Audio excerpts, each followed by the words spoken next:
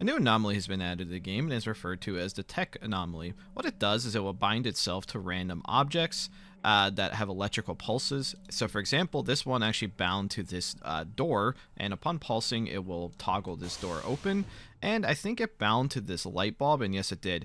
So this other effect is the timer trigger, and that will just keep pulsating constantly. So for example, this tech anomaly is bound to this light and will keep constantly turning it off and on. So the odds of this anomaly being deadly is pretty low, but it does have the chance of being very annoying. When this anomaly super criticals, it will basically EMAG, or have a chance of EMAGing all electrical items in a nearby radius.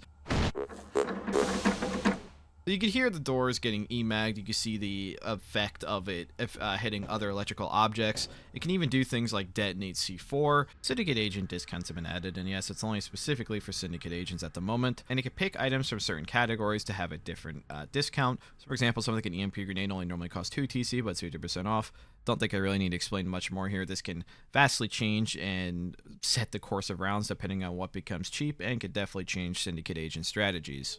The head of security energy shotgun has received some changes. It no longer self-recharges, meaning it's no longer a station-ending weapon. The narrow damage has also been decreased, but to compensate for this, it has additional shot. I think the amount of energy went from 150 energy a shot to 100, so when you have to go to recharge it, you won't have to recharge it for all that long anyways. The atmospheric alerts computer actually does something now, and it will tell you what air alarms or fire alarms are triggered and where on the station those are at. You can even silence the alarms if you know it's something like, say you're making, I don't know, just a burn chamber or something. You can silence it just like you can with fire alarms and air alarms anyway. The Agrichem Fun Kit has been added to Botany Labs Roundstart out of the Nutri vendor. Inside, there's even instructions of what to do with these bottles inside. So you can bother chemistry a little bit less. You get just an empty bottle of potassium, hydrogen, nitrogen, phosphorus, and ethanol, and then as well as a vial of radium and chlorine. So you can make some of your own basic chemistry kits this way, so you don't have to bother chemistry round start. Really cool idea. The note basically tells you exactly what to do to experiment in updating your plant game. And what is really nice about this is mutations are pretty undiscoverable, but this gives you a direct indication that you can get stuff to mutate plants. So I think it's a great idea all around. When it says you can interact with most electronics, that includes things like vending machines. You can dispense things. You can even mess with cargo for if you end up getting laws that let you do stuff like this. You can skip bounties. You can order things at cargo. But really the most dangerous and deadly things you can do as a AI is you can actually set air alarms to whatever you want. So you could siphon the whole station out if you wanted to and basically kill anyone who doesn't have hard suits in oxygen or nitrogen. Snip the AI wire. The AI cannot interact with that anymore. So this is snipped. This door right here is snipped with the AI wire. This door is not, so I can't access it. This drobe has the AI wire snipped. This air alarm has the AI wire snipped.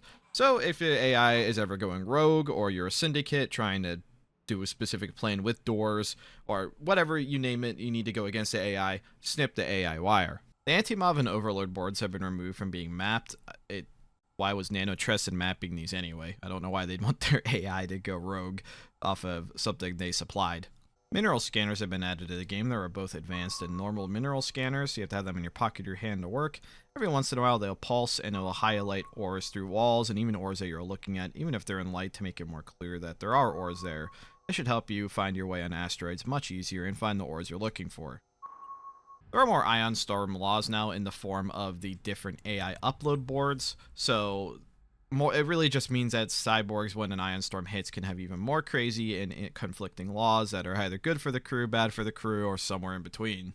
Emagging a cargo request computer or a science computer will hide who bought or researched the specific items. So if you're trying to buy yourself a gun crate and you want to do that stealthily, you can emag the console and no one will know until they see the boxes, or probably see you shooting them. Firesuits are now less effective at keeping the heat in, and winter coats are better at keeping you from getting cold. So that means that the Firesuit isn't quite as good for just ignoring getting cold from cold rooms. Really just makes the clothing make a bit more sense for the temperatures they're supposed to be working at. The research director has lost access to the binary translator key, meaning that they can't talk with the Borgs. So I think the only way to get these keys now is through the uplink. So really the only way to be talking to the Borgs is presumably the bad guys. The Syndicate stealth box no longer plays the Metal Gear Solid alert sound when you get out of it, so it's actually quiet and won't alert every single person on screen. There have been even more changes to Salvage this week. The primary thing that's worth noting is that the grappling gun will now be inside the Salvage vendor Roundstart and is no longer a tech item, but this makes it really easy for Salvage techs to grapple onto the wrecks they're pulling in and then grapple back to the station. Also, to compensate for this, the Magnet now pulls debris closer, the loot on debris is better, and the mobs on those debris are weaker. The Justice helm has been added to the game. It is a security helmet with a Segway alarm attached to the top, and when you turn it on, it plays a police siren sound and even has a light that cycles around you like an emergency light. It's goofy, but I expect to see security using this pretty often. This one's small but pretty important. When you have your fireball selected as a space dragon, you'll have a little fireball icon next to your mouse cursor, so no longer forgetting if you press the button or not and killing your entire carp army. And the final thing I'll cover is that snails have been added to the game, and there are variants of them. There is a speedy snail, there is a moth snail, and of course,